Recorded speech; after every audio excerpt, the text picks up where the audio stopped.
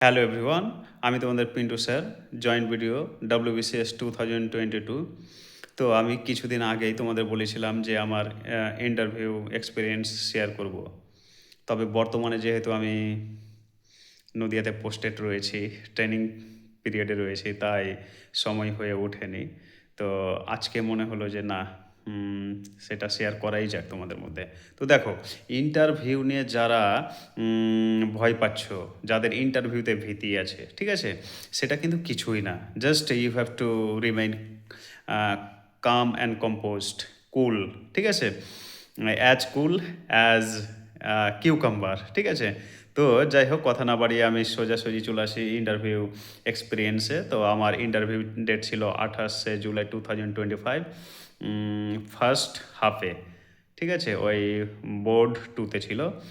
তো আমার board member ছিলেন 4 জন, ঠিক আছে? এই 4 জনের মধ্যে একজন ছিলেন ম্যাডাম এবং বাকি 3 জন স্যার ছিলেন। তো সবার প্রথমেই আমি আম দরজা খুলে ঢুকি এবং ওনাদের গ্রিটিংস জানাই। Good morning sir, good morning madam. তো ওনারাও বলেন গুড মর্নিং, গুড মর্নিং, বসুন। বসলাম। আ বসার পরেই ওনারা বললেন, একজন বললেন, ম্যাডাম বললেন সম্ভবত। হ্যাঁ, ম্যাডামই। যে আচ্ছা, আ আপনার সম্বন্ধে কিছু বলুন। তো যেহেতু বাংলাতে প্রশ্ন করেছিলেন, বাংলাতেই আমি বলতে শুরু করলাম, হ্যাঁ? নিজের সম্বন্ধে, কোন ডিস্ট্রিক্ট থেকে এসছি, আ কবে গ্র্যাজুয়েশন, কোন সাবজেক্টে, কত সালে, এইগুলো ইত্যাদি, ইত্যাদি জিজ্ঞেস করতে, করতে ওনারা বললেন যে একটা কোয়েশ্চেন করলেন যে, "কেন? আ মাঝে গ্যাপ কেন হলো?" তো আমি ওনাদের কনভিন্স করালাম, ঠিক আছে? আ স্ট্রং পয়েন্ট দিয়ে ব্যাখ্যা করলাম বিষয়টি। তো ওনারা বললেন, "আচ্ছা, আচ্ছা।" তারপরে পাশের জন এবার জিজ্ঞাসা করলেন, "আচ্ছা, আপনি কি কোনো বর্তমানে সার্ভিসে আছেন?" তো আমি বললাম, "হ্যাঁ স্যার, আমি বর্তমানে প্রাইমারি শিক্ষক পদে বহাল রয়েছি। ২০১৭ থেকে আ আজ অবধি আমি প্রাইমারি সে স্কুলে শিক্ষকতা করে আসছি।" তো পাশের ম্যাডাম তখনই নিয়ে নিলেন ব্যাপারটা। "আচ্ছা, কী, কী পড়ানো হয়?" আ তো আমি বললাম, "যেহেতু ম্যাডাম আমাদের এখানে ক্লাস পিপি থেকে 5 অব্দি রয়েছে, তাই সব সাবজেক্টই মোটামুটি আমাকে পড়াতে হয়।" তো কিছু, কিছু বইয়ের নাম জানতে চাইলেন যে কোন, কোন বই কী, কী রয়েছে। বাংলা, ইংলিশ এগুলো বললাম। পাশের একজন স্যার বললেন যে, "আচ্ছা, তুমি তো ইংলিশ পড়াও, তো আচ্ছা ইংলিশে একটা ট্রান্সলেশন করুন তো, করো তো।" ঠিক আছে? আমি কারেক্টলি সেটা বললাম। তারপরে প্রাইমারিতে কেন আসতে চাইছো? ঠিক আছে? তুমি তো আ উম উম সরি, ভুল বলছি, যে WBCS এ কেন আসতে চাইছো? প্রাইমারি ছেড়ে WBCS এ কেন? আ তো আমি আমার লজিক দিয়ে সেগুলোকে জাস্টিফাই করলাম ব্যাপারটা। এখানে এলে গ্রাসরুট লেভেল থেকে অ্যাজ ইউজুয়াল যেরকম প্রত্যেকে বলে, আমিও সেভাবে কনভিন্স করালাম যে গ্রাসরুট লেভেল থেকে মানুষের হয়ে কাজ করার একটা সুবিধা থাকবে। মানুষের সাথে সম্পর্ক বজায় রাখবো। বিভিন্ন যে স্কিমস রয়েছে তাদের সুবিধা মানুষের কাছে পাইয়ে দিব। তো এ ও ক্রস কোয়েশ্চেন করে আমাকে ফাঁসানোর চেষ্টা করছেন যে, আপনি তো প্রাইমারি স্কুলে থেকেও মানুষের হয়ে কাজ করতে পারবেন। তো আমি বললাম যে, "হ্যাঁ স্যার, তা ঠিক। তবে এ এক্ষেত্রে এখানে যদি আমি আম পোস্টেড হই বা আমি যদি এই জবটি পাই, তাহলে মানুষের জন্য আরো বৃহত্তর অর্থে কাজ করতে পারবো।" ঠিক আছে? তো বৃহত্তর অর্থে বলতে কি বোঝাও? হুম? কি আ বৃহত্তর অর্থটা কি?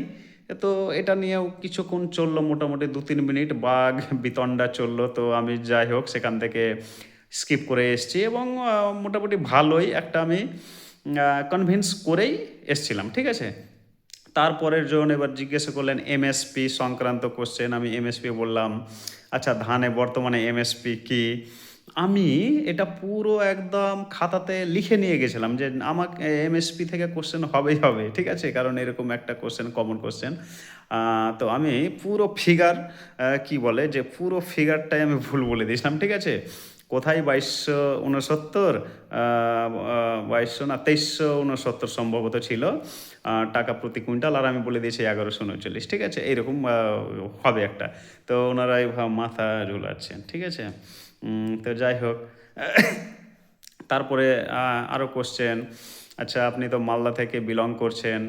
উম, ফুলহার নদী এবং মহানন্দা নদী সম্বন্ধে তো জেনেছেন। বলুন তো ওদের সম্বন্ধে, কোথা থেকে উৎপত্তি, কোথায় গিয়ে আম, পড়েছে।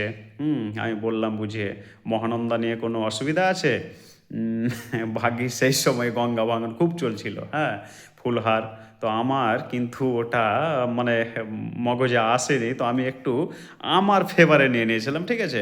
কোশ্চেনটাকে আমার ফেভারে নিয়ে নিয়েছিলাম যে, স্যার এই মহানন্দা তো ক্ষতিকারক প্রভাব দেখতে পাচ্ছি না, তবে এর উপকারিতাই দেখতে পাচ্ছি। বলে কেমন কেমন?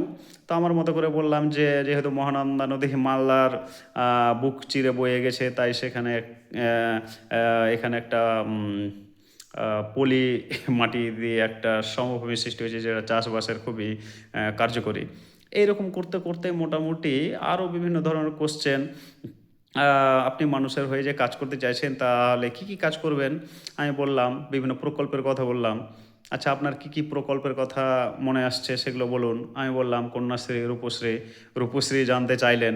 আমি রূপশ্রীর পুরো একটা জিনিস ভুল বলে দিয়েছিলাম, ঠিক আছে? আমি কেস খেয়ে গেছি সেখানে। ছাত্রছাত্রী বলে দিয়েছিলাম। ওনারা ক্রস কোশ্চেন করেছেন যে, আচ্ছা, যখন আহ, কেউ এই রূপশ্রী প্রকল্পটা পাবে, তখন কি তাকে স্টুডেন্ট হতেই হবে? আমি বললাম, হ্যাঁ স্যার, হতে হবে। এখানে কিন্তু তাদের সঙ্গে একটু ডিবেট চলে গেছিলাম, তবে হাসি মুখে, ঠিক আছে? হাসি মুখে। এটাকে বলে না, মানে সম্পূর্ণ ডিরেক্ট কনফ্লিক্ট বলা যাবে না। তো এই রকম। তারপরে সায়েন্স থেকে কিছু কোশ্চেন হয়েছিল, ব্ল্যাক হোল কি। হুম আরও মানে প্রায় 15 থেকে 17 মিনিট আমার সঙ্গে খুব ভালোভাবে একটা ইন্টারাকশান হয়েছে। তো শেষমেশ এইভাবে বলেই ধন্যবাদ নমস্কার জানিয়ে আমি বেরিয়েছিলাম, এবং ওনারাও খুব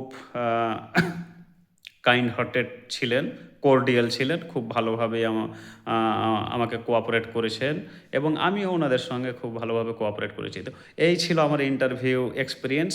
যারা আগামীতে যারা এই যে 2023 WBCS এর গ্রুপ সিতে ইন্টারভিউ দিতে যাবে, তাদের জন্য আশা করি আমার এই যে এক্সপিরিয়েন্স, এটা প্রত্যেকের মানে অনেকের কাছেই প্রায় রসদ যোগাবে।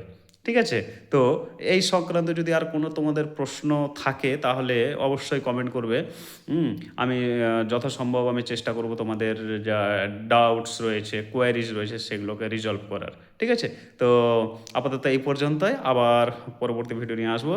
তো তোমরা ভালোভাবে প্রিপারেশন চালিয়ে যাও। তোমরাও সিলেকশন পাবে।